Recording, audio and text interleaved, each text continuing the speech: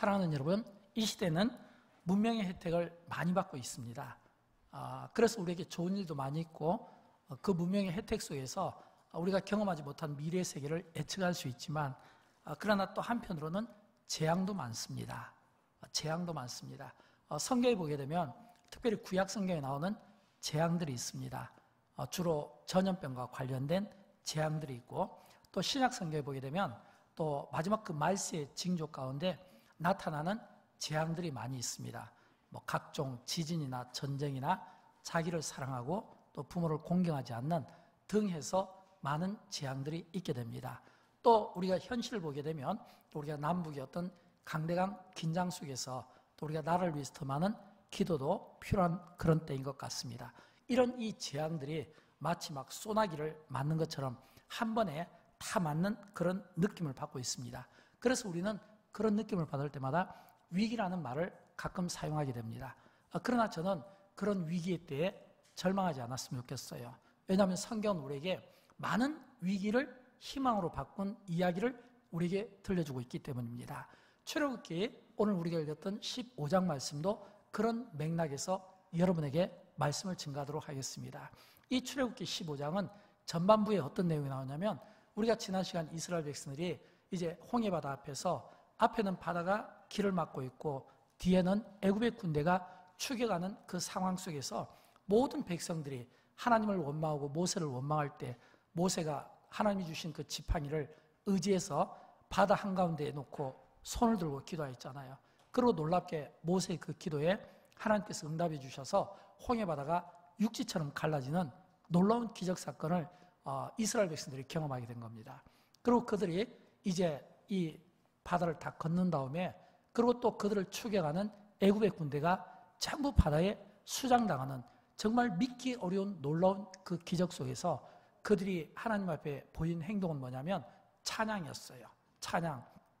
그 찬양은 우리 지금도 3부 우리 할렐루야 찬양대가 정말 멋진 찬양을 하나님께 올려드렸는데 그러나 이 찬양과 비교가 되겠습니까?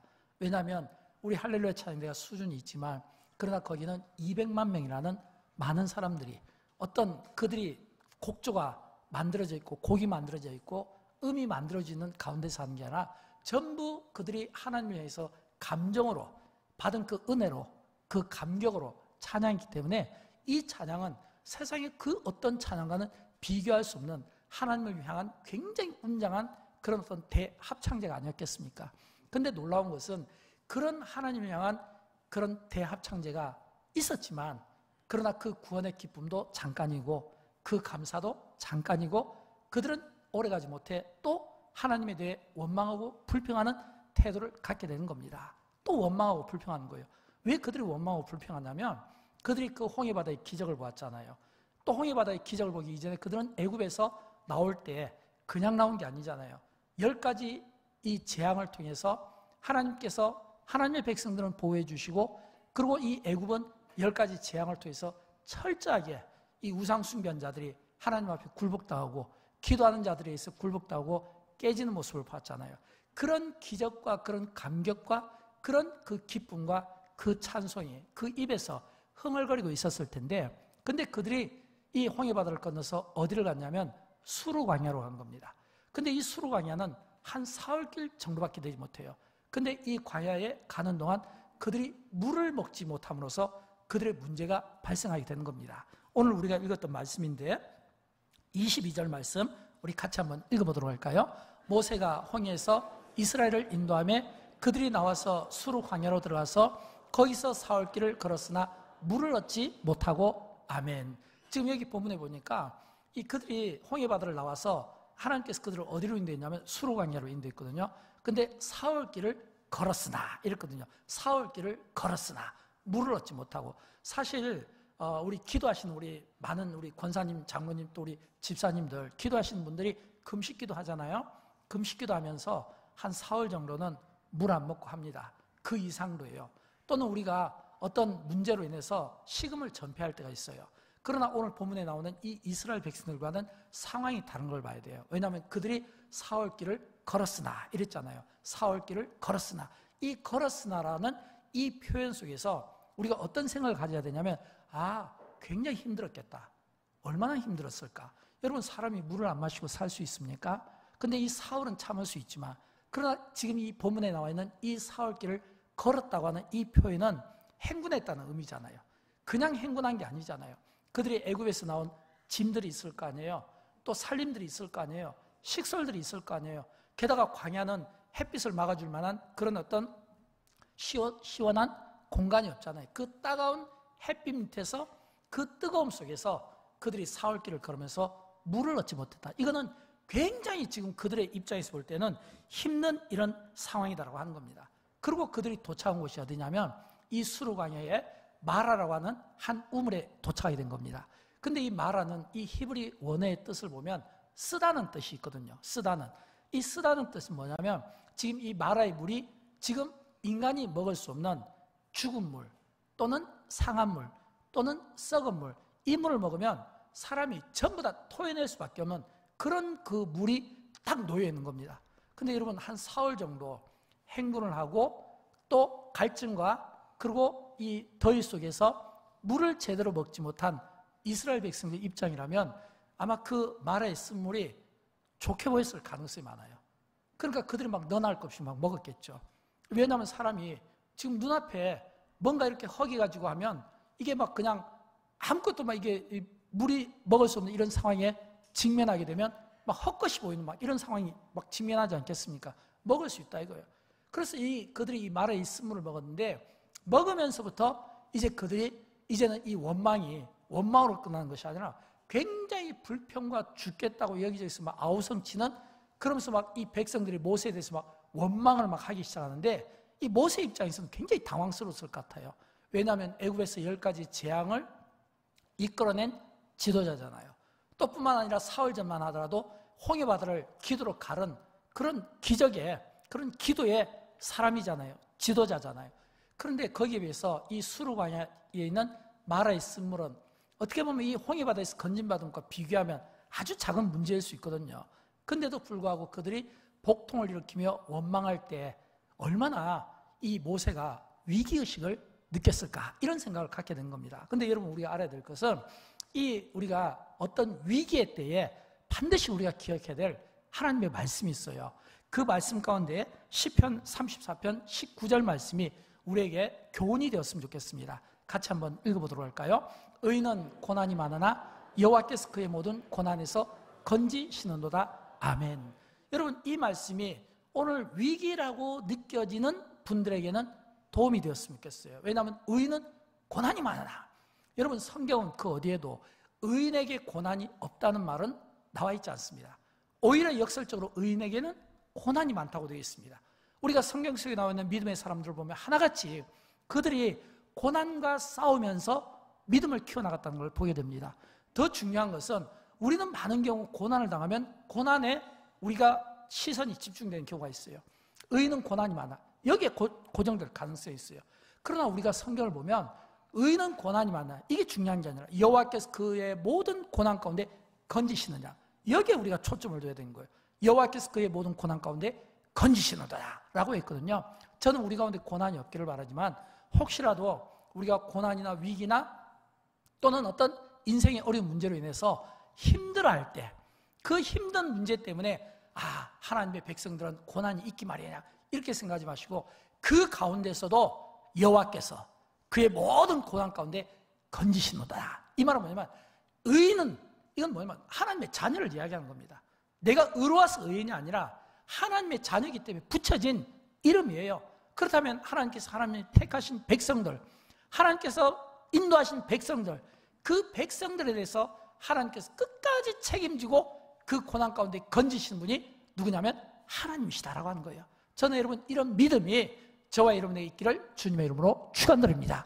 근데 이런 이 믿음을 갖기 위해서는 우리가 질문이 필요합니다. 그게 뭐냐면, 그럼 왜 하나님 우리에게 이런 고난을 허용하실까라고 하는 겁니다. 성경에 보면 이 고난을 당하는 많은 경우들을 보게 되는데, 근데 사실은 성경은 우리에게 고난을 주실 때 그냥 주는 게 아니거든요. 허용하시는 목적이 있어요. 적어도 우리가 두 가지를 살필 수 있는데, 첫째는 뭐냐면 우리를 시험하기 위함입니다. 시험. 이때 이 시험은 유혹과 다른 뜻이에요. 보통 우리가 시험할 때 영어로 얘기하면 temptation 하면 유혹을 의미하잖아요. 근데 이 유혹은 마귀가 주는 거예요. 사탄이 주는 거예요. 하나님은 절대 우리를 유혹하지 않습니다. 테스트합니다. 그러니까 지금 이거는 하나님께서 우리에게 고난을 주실 때는 우리의 믿음을 테스트하기 위해, 우리의 믿음이 잘하고 있는가 안 잘하고 있는가, 성장하고 있는가 아닌가, 이걸 테스트하고 싶어 하는 거예요. 오늘 보면 25절을 보면 시험하실세 나와 있잖아요. 같이 읽어보도록 합니다. 여호와께서 그들을 위하여 법도와 율례를 정하시고 그들을 시험하실세. 아멘. 여러분, 여기에서 우리가 배우는 중요한 교훈이 있습니다. 그건 뭐냐면 하나님께서 어떤 어려움을 주시고 고난을 주실 때 그 고난은 테스트 목적이라는 거예요. 왜 고난을 주실까요? 저는 이 고난을 주신 게 적어도 두 가지 의미는 있다고 생각합니다. 하나는 조금 전 그들이 홍해바다를 건넜을 때 그 기적적인 광경 앞에서 하나님께 감사하고 하나님께 찬양하고 하나님께 그 홍해바다에서 있었던 모든 되어진 일들을 가지고 노래를 만들었잖아요. 그렇게 하나님께 찬양하고 영광을 올렸던 하나님의 백성들이 지금 이 마라의 쓴물 앞에서도 찬양할 수 있는가라고 하는 겁니다. 마라의 쓴물 앞에서도 똑같이 찬양할 수 있는가? 또 하나님께서는 그냥 시험을 한 게 아니라 앞에 보면 법도와 율례를 정하시고 시험하실세 이랬잖아요. 하나님은 우리에게 어떤 테스트를 할 때 그냥 하는 게 아니라 가르쳐 주시고 제대로 하고 있는가, 가르쳐 주시고 제대로 배우고 있는가, 이걸 테스트하고 싶은 거예요. 규례와 법도를 정하시고 그들을 시험하실세라고 했잖아요. 그러면 그들이 그 광야 생활을 통해서 하나님께서 그들에게 주신 법도가 있을 거 아니에요? 규례가 있을 거 아니에요? 그걸 얼마만큼 그들이 잘 지키고 있는가라고 하는 겁니다. 사랑하는 여러분, 오늘 이 이스라엘 백성들에게 주어진 이 시험은 우리가 이 세상을 살아가면서 우리가 자주 경험하는 겁니다. 왜냐하면 정도의 차이만 있을 뿐이지 모든 사람은 우리가 일생을 살아가는 동안 크고 작은 문제를 직면하게 되고 어떤 시험 앞에서 우리는 당황스러울 수밖에 없는 거예요. 근데 우리가 이런 시험 앞에서 반드시 태도를 우리가 정해야 되는데 그건 뭐냐면 하나님은 우리를 유혹하여 우리를 넘어지게 하고 우리가 죄의 하수인이 되고 노예처럼 살게 하는 목적이 아니라 하나님은 우리의 시험을 통해 진짜 믿음이 있는가? 찬양을 할 때 기분 좋을 때 찬양하고 되어진 일의 결과에 찬양하고 하나님의 기적 앞에서 찬양하지만 슬픈 일을 당하고 고난 앞에서도 하나님을 찬양할 수 있는가? 이 믿음을 보고 싶어하고 이런 믿음을 통해서 우리의 믿음의 이 성숙이 조금씩 올라가고 좀 더 성화적인 삶을 살아가고 있다고 하는 겁니다. 저는 여러분 우리가 시험 없는 삶을 살았으면 좋겠습니다. 그러나 시험 있는 인생을 만약 우리가 살게 된다면 관점을 한번 바꿔보십시오. 아, 하나님께서 지금 나의 믿음을 테스트하고 싶어 하는구나. 아, 지금 내가 이때도 내가 하나님 앞에 나의 믿음을 가지고 내가 하나님 앞에 한번 찬양해보리라. 이런 믿음을 한번 가져보시면 어떨까요? 왜냐하면 하나님은 우리를 시험하실 때 먼저 말씀을 주시고 법도와 규례를 주시고 시험하시기도 하고 또는 홍해바다 앞에서 찬양하게 하시고 마라의 이 쓴물 앞에서도 찬양할 수 있는 그런 믿음을 테스트하고 싶어 하기도 하고 더 중요한 것은 이런 이 믿음의 테스트를 통해서 결과도 내다보시고 상급까지 준비하시고 테스트하시는 하나님이신 것을 믿으시기 바랍니다. 요한계시록에 보면 나오는데 요한계시록에 보면 나오죠. 3장 10절 말씀인데 우리 같이 읽어보도록 합니다. 내가 나의 인내의 말씀을 지켰은즉 너를 지켜 시험의 때를 면하게 하리니 아멘. 그랬어요. 그러니까 하나님께서는 우리를 말씀하시고 법도 규례 우리를 찬양케 하시고 이 마라의 쓴물에서도 또 인내로 이걸 잘 견디면 이제 하나님께서 너를 지켜 시험의 때를 면하게 하리니 너를 지켜. 여러분 하나님은 우리를 테스트하고 그 테스트에 통과되었을 때 너를 지켜 했잖아요. 지켜주시는 보호하시는 은혜를 받게 된다고 하는 겁니다. 저는 여러분 우리가 하나님 앞에 이 믿음의 테스트를 통해 모두가 다 하나님이 우리를 지켜주시고 가정을 지켜주시고 자녀들을 지켜주시고 교회와 나라와 민족을 지켜주시는 이 복을 잘 테스트에 통과하는 우리 때문에 그 복을 누리시기를 다시 한번 주님의 이름으로 축원드립니다. 두 번째는요, 하나님께서 이 고난을 우리에게 허용하신 것은 우리를 치료하기 위한 목적입니다. 오늘 본문에 보면 26절에 이런 말씀이 나오잖아요. 나는 너희를 치료하는 여호와임이라 그랬거든요. 나는 너희를 치료하는 여호와임이라. 여러분 이 말씀은요, 하나님께서 지금 자기를 스스로 계시하는 거예요. 내가 누군지 아니? 나는 너희를 치료하는 여호와야. 여러분 이 말씀은 지금 마라의 그 쓴물 앞에서 복통하며 고통받는 그들을 향하여 하나님께서 주신 말씀이에요. 나는 너희를 치료하는 여호와이다. 여러분, 이 말씀은요, 우리 인생 가운데 현재 진행형이에요. 이 말씀은 우리 인생 가운데 그대로 이 말씀이 우리에게 믿어지면요, 어떤 일이 날까요? 오늘 하나님이 나를 치료하는, 그래서 내가 하나님 안에서 이 치료를 경험하고 회복을 경험하는 그런 그 경험된 이런 실존적인 삶을 우리가 살아드린다는 겁니다. 여러분, 하나님께서 스스로 나는 너희를 치료하는 여호와니라. 이 말은 뭐예요? 이 말은 하나님께서 이 말씀을 우리에게 하신 것은 하나님이 우리를 만나주시면, 우리가 하나님을 만나면 그 하나님의 은혜 아래서 이 약속을 받게 된다고 하는 것입니다. 마라의 쓴물을 단물로 바꿔주신 것처럼 하나님께서 우리 인생 가운데 개입하시면 육신의 질병과 또는 삶의 어려운 문제와 또는 내가 풀어내지 못하는 어떤 관계의 어떤 이런 어려운 문제들을 친히 하나님께서 개입하시면 해결이 되는 거예요. 그래서 우리는 신앙생활할 때 항상 어떤 태도가 중요하냐면, 내가 하나님을 만나는 것이 중요하고, 하나님이 나를 찾아오는 것이 중요하고, 주님이 내 안에 거하시는 것이 중요하고, 내 안에 십자가가 있는 것이 중요하고, 내 안에 성령이 있는 것이 중요하고, 그래서 내 안에 내 속사람은 다 버리고 이 하나님의 영으로 충만하고 성령으로 충만한 이런 삶을 우리가 살아가는 것이 중요해요. 왜냐하면 하나님이 내 인생에 개입할 때 모든 것은 끝나는 거예요. 하나님이 내 인생에 개입할 때. 그러니까 지금 하나님께서 지금 이 이스라엘 백성들에게 나는 너희를 치료하는 여호와니라, 나는 너희를 치료하는 여호와니라, 이 너희를 치료한다, 이 이야기는 여호와 라파 이 이야기인데, 치료하시는 하나님, 우리에게 힐링을 주시는 하나님, 우리를 낫게 하시는 하나님, 오늘 이 하나님이 저와 여러분의 일생 가운데 믿어지기를 주님의 이름으로 축원드립니다. 여러분, 우리가 살아가다 보면 어떻게 어려운 문제가 없을 수 있겠습니까? 어떻게 우리가 살아가다 보면 고난이 없을 수 있겠습니까? 우리가 뭔가 스스로 감당하기 어려운 어떤 문제들을 만나게 돼요. 근데 만나는데 이걸 대하는 태도가 중요해요. 어떻게 반응할까? 긍정으로 반응할까? 부정으로 반응할까? 어떤 사람에게는 고난이 낙심이 될 수 있습니다. 아, 참 힘든데 또 힘든 일이 또 겹쳤네, 또 힘든 일이 겹쳤네, 이렇게 낙심이 찾아올 수 있어요. 그러나 어떤 사람에게는 축복이 될 수 있어요. 왜냐하면 하나님께서 이런 고난, 이런 시련을 통해서 지금 하나님께서 내 인생에 뭔가 복을 준비하시고 하나님이 나를 만나주시기 위하여 이런 기도의 제목들을 주셨구나. 이건 뭐냐면 믿음의 지혜거든요. 저는 여러분, 우리가 살아가면서 이런 믿음의 지혜가 있었으면 좋겠어요. 사람의 생각으로 행동하지 마시고, 사람의 생각으로 판단하지 마시고, 사람의 생각으로 앞서 말하지 마시고, 믿음의 지혜를 가지고 무슨 일을 하든지 믿음의 지혜를 가지고 하나님이 주시는 지혜로 우리가 말할 수 있는 이런 성숙함이 있었으면 좋겠어요. 저는 그런 의미에서 고난을 대하는 우리가 이 믿음의 세 가지 지혜를 배웠으면 좋겠어요. 그 첫째가 뭐냐면 고난을 인정하는 겁니다.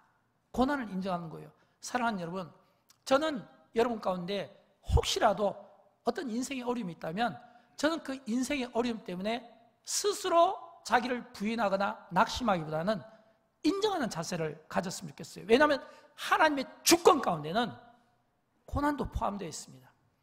하나님의 주권 가운데는 고난도 포함되어 있습니다. 이 말은 고난은 하나님의 주권에 포함된 것을 믿고 이상하게 여기지 마시기 바랍니다. 내가 이 고난 앞에서 이상하게 여기면요, 그때부터는 내 믿음이 이상해지는 겁니다. 마음이 상하고요, 그리고 상처받게 되어 있습니다. 왜일까요? 성경은 우리에게 고난에 대해서 이야기할 때 특별히 이 욥을 우리에게 주목시킵니다. 왜냐하면 여러분, 욥은 어떤 사람입니까? 이 욥은 그가 동방의 의인이었잖아요. 또 그는 부자였잖아요. 가진 게 많은 사람이었잖아요. 그런데도 불구하고 사탄이 이 욥을 침으로 말미암아 그가 가진 모든 것들을 한꺼번에 다 잃어버렸거든요. 근데 한꺼번에 다 잃어버린데도 불구하고 이 욥이 가진 이 고난을 대하는 그의 그 태도는 오늘 우리에게 상당히 영적인 도전을 주는 겁니다. 왜일까요? 욥기서 1장 21절과 22절을 보면 나오는데 우리 같이 한번 읽어보도록 할까요? 주신 이도 여호와시요 거두신 이도 여호와시오니 여호와의 이름이 찬송을 받을지어다 하고 이 모든 일에 욥이 범죄하지 아니하고 하나님을 향하여 원망하지 아니하니라. 아멘. 여러분, 저는 이 말씀이 이 욥의 이 신앙이 참 높이 평가가 돼요. 왜냐하면 지금 이스라엘 백성들이 불평한 건 왜 불평했습니까? 예를 들어서 우리가 이스라엘 백성들이 뭐 애굽의 10가지 재앙을 그들이 보지 않았다면, 또 홍해바다를 건너는 그런 기적을 체험하지 않았다면 그들이 이 마라의 쓴물 앞에서 불평할 수 있다고 생각합니다. 불평할 수 있다고 생각해요. 그러나 이미 그들은 이 애굽에서 10가지 하나님이 행하신 놀라운 기적을 보게 되었잖아요. 홍해바다에서 행하신 기적을 보게 되었잖아요. 그럼에도 불구하고 마라의 쓴물에서 불평을 하는 거예요. 근데 그 불평하는 사람이 한둘이 아니에요. 왜냐하면 모세가 이끈 이스라엘 백성들이 한 200만 명이라고 이렇게 계산을 하면 이 사람들은 전염성이 있잖아요.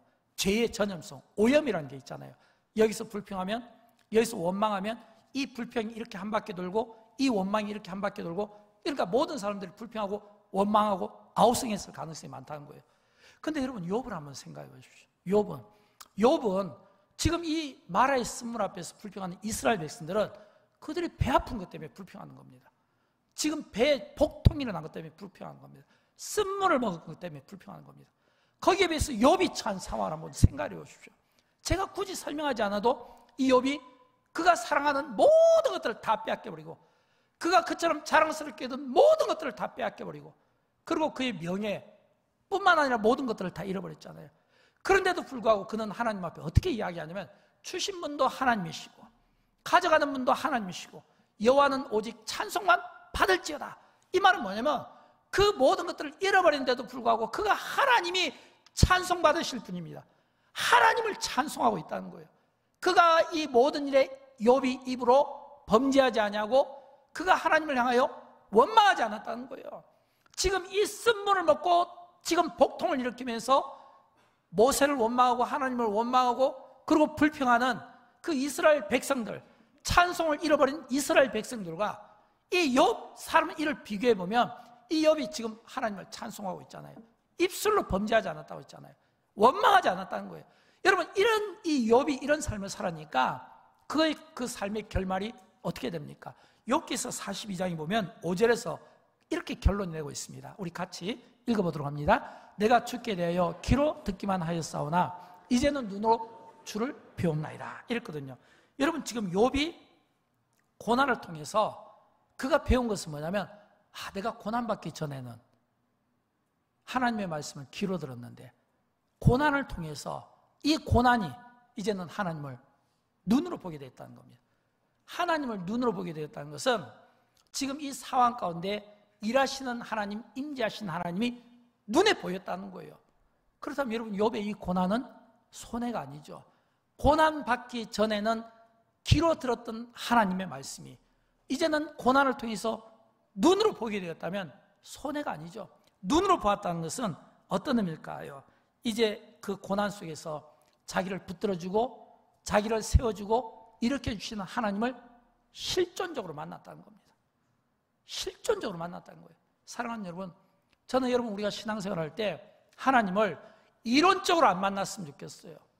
이론적인 하나님, 이론으로 알고 상식으로 아는 하나님이 아니라 욥처럼 내가 이제는 주를 보게 되었습니다. 실존적으로 하나님이 나를 만나주시고 하나님 나를 일으켜주시고 하나님 나를 붙들어주시는 이런 이 체험들이, 이런 경험들이 욥에게 있었던 것처럼 이제는 내가 주를 보게 되었습니다. 고난이 유익이 됐지 않아요. 그렇다면 저는 여러분 우리가 신앙생활 할 때 우리가 하나님을 직접 눈으로 대면하는, 우리의 영안이 열리고 직접 하나님을 만나는 이 기쁨이 예배하는 여러분 모두에게 있게 되기를 주님의 이름으로 축원드립니다. 우리는 많은 경우 고난 앞에서 힘들어해요. 그런데 여러분, 지혜로운 믿음의 성도들은요, 고난 앞에서 힘들어하는 것이 아니라 오히려 그 고난 속에서 하나님을 눈으로 볼 수 있도록 나를 낮추고 그 고난 가운데 하나님의 뜻이 있음을 기억하고 기도하는 자세가 중요합니다. 여러분, 우리가 진짜 힘든 거는요, 고난이 아니에요. 그 고난 앞에서 기도하지 못하는 게 진짜 힘든 거예요. 왜냐하면 이 고난이 우리의 삶의 현장이면 기도는 우리의 삶의 그 현장에서 그 고난을 해결해 줄 수 있는 해답인 거예요. 근데 우리는 많은 경우 현장을 보면서 답을 보지 못하는 거예요. 고난이 현장이라면 기도는 해답입니다. 그러므로 여러분이 고난이 없었으면 좋겠어요.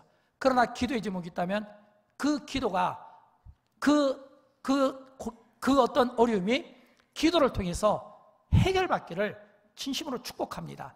그러기 위해서는 어떻게 해야 할까요? 이 고난을 대하는 믿음의 지혜 두 번째는 뭐냐면 그 고난의 때 우리가 기도할 수 있어야 된다는 겁니다. 여러분, 기도는요, 고난을 이길 수 있는 전공법입니다.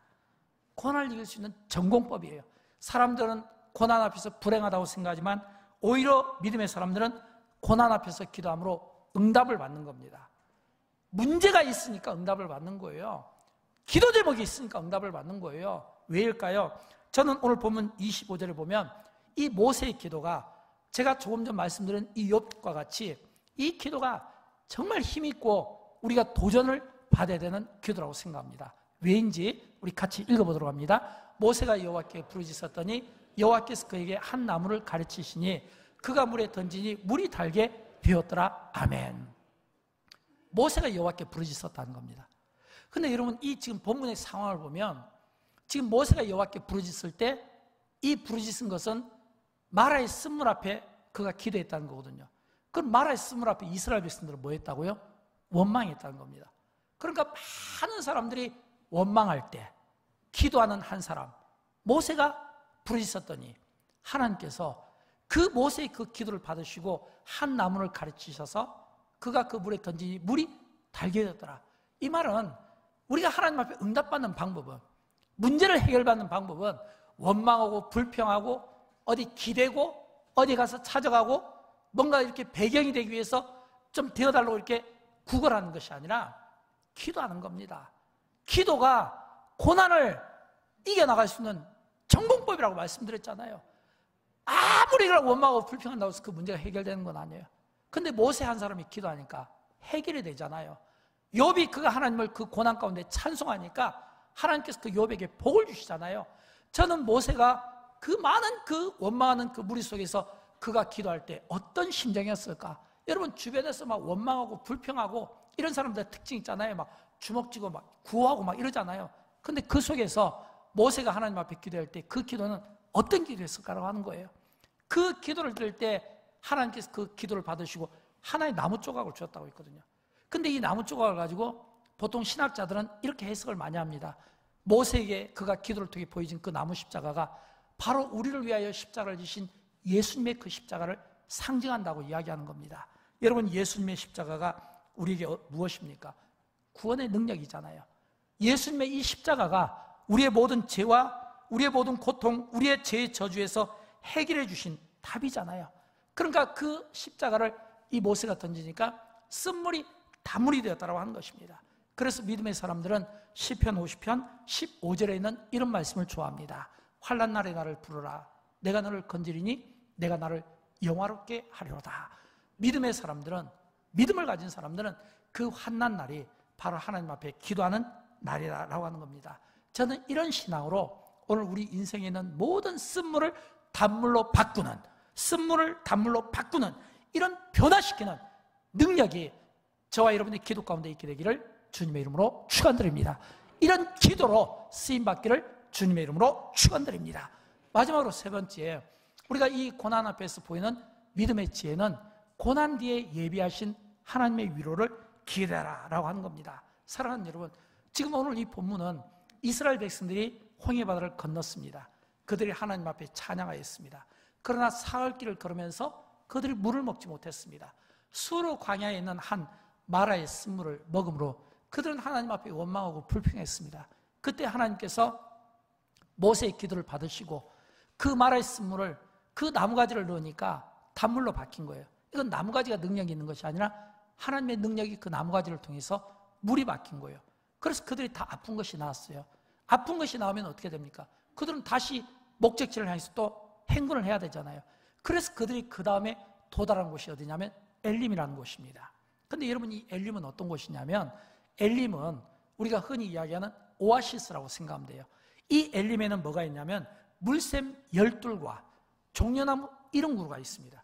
물샘 12은 이스라엘의 12지파를 상징하고 종려나무 70그루는 이 이스라엘의 대표인 70인 장로의 장막을 상징합니다.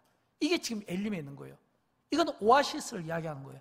근데 이 마라의 쓴물에서 이 엘림까지 그 거리가 11km밖에 되지 않습니다. 여러분 11km라는 것은 그렇게 먼 거리가 아닙니다.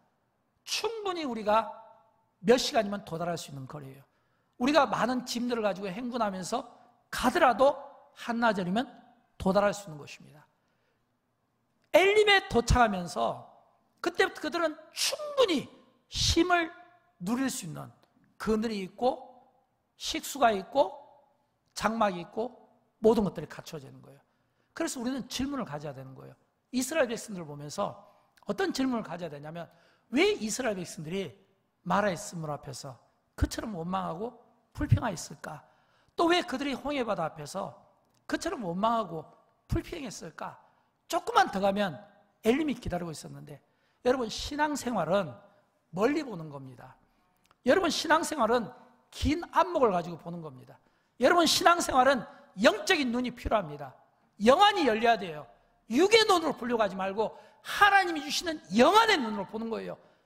육적으로 거듭나지 못한 이런 영안을 가지고 살아가는 것이 아니라 하나님의 은혜로 거듭난 성령의 영안으로, 성령 충만함으로 많이 내다볼 수 있어야 되는 거예요.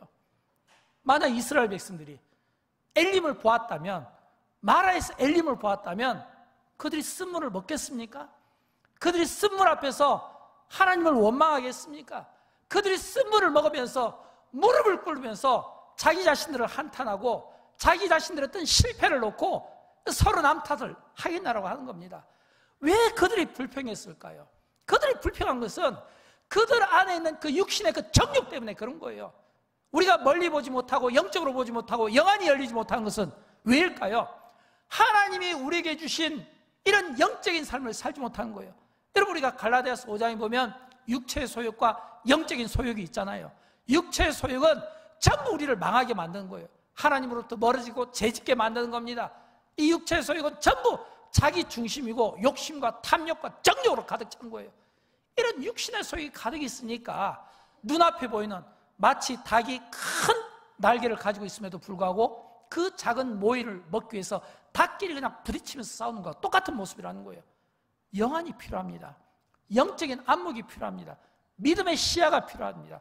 믿음의 시야를 넓게 하십시오. 믿음의 시야를 넓게 하면 눈앞에 보이는 이 마라의 이 쓴물이 문제가 아니라, 에이 조금만 더 가면 엘림인데, 조금만 더 가면 엘림인데, 엘림을 보았다면 그들은 결코 마라의 쓴물 앞에서 그들이 원망하거나 불평하는 인생으로 살지 않게 된다는 겁니다. 사랑하는 여러분, 저는 우리가 신앙생활을 그렇게 했으면 좋겠어요. 우리가 때로는 살아가면서 어떤 삶의 어려운 문제들이 다양하게 있을 수 있어요. 그 문제만 보면 숨이 막혀요. 문제만 보면 죽을 것 같아요. 문제만 보면 자꾸 불평이 생기는 거예요. 그러나 그 문제 뒤에 준비하신 상급을 보면, 그 문제 뒤에 준비하신 엘림을 보면, 그 엘림을 보면 그 엘림의 그 복을 다 누가 누립니까? 그 엘림에 도달한 자가 누리는 거예요. 바로 눈앞에 있는데, 목전에 있는데 조금만 더 가면 되는데 그걸 가지 못하고 그 앞에서 서로 가지 못하도록 붙잡고 당기고 싸우고 시기하고 질투하고 미워하고 서로 가지 못하도록 발목 잡는 그런 인생을 오늘 우리가 살아가고 있고, 이 이스라엘 백성들의 모습에서 그 모습을 보게 된다는 겁니다. 여러분, 저는 이 이스라엘 백성들이 애굽에서 홍해바다에서 수르광야로, 그리고 그들이 이 엘림에 이르는 이 과정을 보면서 저는 이게 인생이라고 생각합니다. 여러분, 인생은 그런 것 같아요. 어떤 사람은 지금 애굽에서 마치 노예처럼 갇혀있는 그런 삶을 살아간 사람들이 있습니다. 그들은 굉장히 답답할 거예요. 왜냐하면 노예의 특징은 숨이 막히고 그들은 아무 데도 갈 수가 없잖아요. 갇혀있는 삶, 통제받는 삶. 그런가 하면 홍해바다가 있어요. 이 홍해바다는 뭔가 좀 이제는 길이 열리는 것 같은데, 이 현실에 이 벽 앞에 갇혀져서 앞으로도 가지 못하고 뒤로도 가지 못하는 이런 홍해바다. 그 다음에 또 수르광야가 있잖아요. 이건 뭐냐면 마라의 쓴물이거든요. 이게 기다리고 있는 거예요. 그러나 이 수르광야를 11km만 가면 뭐가 있다고요? 엘림이 있다는 겁니다. 저는 여러분, 이게 우리 인생의 과정이라고 생각해요. 모든 사람은 이 인생의 이 과정 가운데 사이클로 저는 돌아간다고 생각합니다. 어떤 분은 애굽에, 어떤 분은 홍해바다에, 어떤 분은 마라의 쓴물이 딱 갇혀 있을 수도 있어요. 그러나 기억하십시오. 이것 때문에 낙심하지 마십시오. 여러분이 엘림을 볼 수 있다면, 엘림을 확신할 수 있다면, 하나님이 내 인생을 엘림으로 인도하실 것을 믿는다면 이것 때문에 낙심하지 마십시오. 왜일까요? 여러분, 하나님은 어떤 분입니까? 상한 갈 때도 꺾지 않으시고 꺼져가는 등불도 끄지 아니하시고 예수 그리스도 안에서 우리를 보호하시며 우리를 인도하시는 하나님이신 것을 믿으시기 바랍니다. 그래서 우리의 인생 가운데 하나님이 만나져야 되는 거예요. 우리가 신앙생활하면서 많은 경우 하나님을 만나지 못해요. 이론적으로만 알고 있어요. 이론적으로만. 우리가 아무리 성경 공부를 많이 하고 성경에 대한 지식을 가지고 있다 할지라도 그 성경의 지식이 나를 하나님을 만나주지를 못하는 거예요. 하나님은 이론으로 지식으로 아는 게 아니에요. 내가 가지고 있는 해박한 어떤 상식으로 만나지는 게 아니에요. 하나님은요, 어떻게 만나질까요? 하나님 앞에 내가 얼마만큼 믿음의 기도를 드리며 얼마만큼 하나님 앞에 탄식하며 얼마만큼 하나님 눈물을 흘리며 얼마나 하나님 앞에 전심으로 내가 내 자신을 하나님 앞에 온전히 드렸냐, 여기서 만나지는 겁니다. 그냥 만나지는 게 아니에요. 제가 어제 예울마루에서 우리 김창옥 씨인가요? 소통하시는 분, 제가 어제 그분의 그 강연을 좀 듣게 되었는데 제가 그분의 그 강연을 들으면서 참 말씀을 잘 하시더라고요. 근데 저에게 딱 와닿는 것은 한 문장이었습니다. 이 문장이 딱 저를 갖다 이렇게 깨우더라고요. 그게 뭐냐면 당신이 지킨 것만큼 당신을 지켜줄 것이다, 이거예요. 당신이 지킨 것만큼 당신을 지켜줄 거다. 제가 딱 이 이야기를 들을 때 무슨 생각을 했을까요? 아, 이걸 우리가 믿음의 관점에서 해석하면 당신이 지킨 것만큼, 무엇을요? 믿음을 지킨 것만큼, 기도한 만큼, 내가 찬양한 만큼, 내가 비록 어려운 인생의 어떤 때를 만났지만 그 믿음의 때에 믿음을 지키면 그 믿음이 나를 지켜준다는 거예요. 내가 인생의 어려운 때에 하나님 앞에 눈물로 기도하고 내가 하나님 앞에 호소하였더니 그 눈물이, 그 기도가 내 인생을 지켜준다는 겁니다. 내가 하나님 앞에 그 고난의 때에도 찬양하였더니, 찬송하였더니 그 찬송이 나를 지켜준다는 겁니다. 이 믿음이 오늘 우리에게 필요한 거예요. 내가 지킨 만큼. 여러분, 무엇을 지킵니까? 우리가 신앙생활하면서 무엇을 지켜요? 여러분이 믿음을 지킵니까? 신앙을 지킵니까? 기도를 지킵니까? 찬송을 지킵니까? 주의를 성수합니까? 적어도 내가 그리스도인이고 내가 신앙이라면 지켜야 될 게 있어요. 내가 그리스도인이기 때문에 내가 지켜야 될 게 있어요. 내가 적어도 어떤 직분자로서 지켜야 될 것 있어요. 그걸 지키세요. 믿음으로 지키면 그 믿음이 반드시 여러분을 지켜줄 것을 믿으시기 바랍니다. 이런 믿음이 필요하지 않겠습니까? 과거에 저희 부모님 참 신앙생활을 보면 우리가 너무너무 본받을 점 많아요. 지금과는 다르잖아요. 여러분, 우리가 이렇게 좋은 환경 속에서 우리가 믿음 생활하는 것은 우리가 믿음의 부모님을 잘 두었기 때문입니다. 우리가 믿음의 그 선대들을 잘 두었기 때문에요. 여러분, 과거에 우리 믿음의 그 선대들, 우리 부모님들은요, 이런 좋은 환경에서 예배 안 드렸습니다.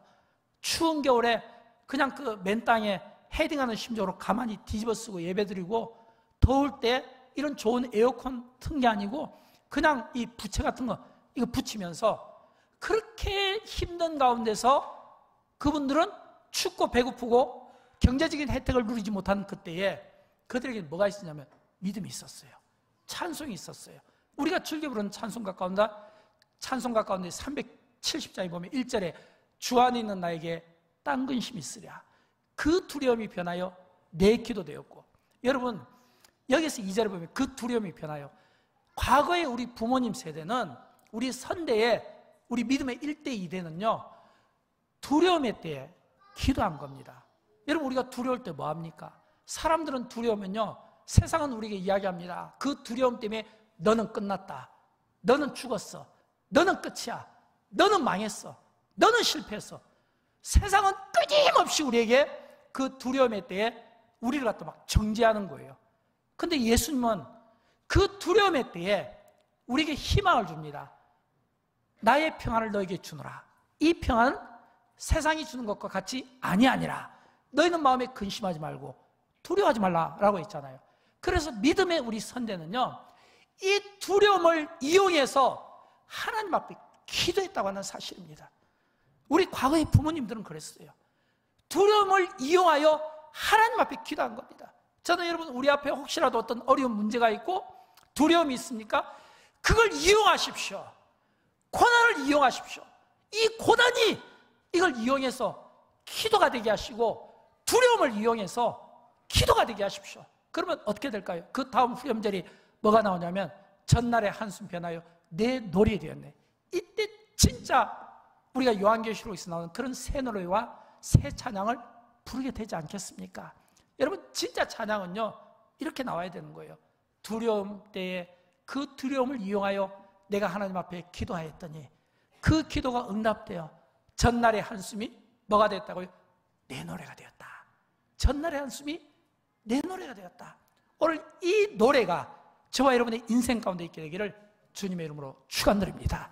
우리 함께 일어나실까요? 함께 찬양할 텐데 오늘 찬양은 하나님을 만나면 끝난 것이다. 제가 이 찬양을 준비하면서 정말 은혜를 많이 받았습니다. 가사의 은혜를 많이 받았습니다. 제가 이 찬양을 준비하면서 진짜 은혜를 많이 받았어요. 여러분, 어렵고 힘들 때 저는 이 찬양 가사가 여러분에게 정말 힘을 주었으면 좋겠어요. 하나님을 만나면 끝난다. 하나님을 만나면 내 인생의 모든 것들은 끝난다. 물질의 문제, 질병의 문제, 인간관계 문제, 사업의 문제 끝난다. 하나님을 만나십시오. 이성적으로 만나지 마시고 실존적으로 하나님을 꼭 만나시는 은혜가 찬양 가운데 있기를 축복합니다. 함께 찬양하도록 할까요? 모든 것이 끝났다고 하는 사람들의 말을 듣지 말아라. 하나님은 아직도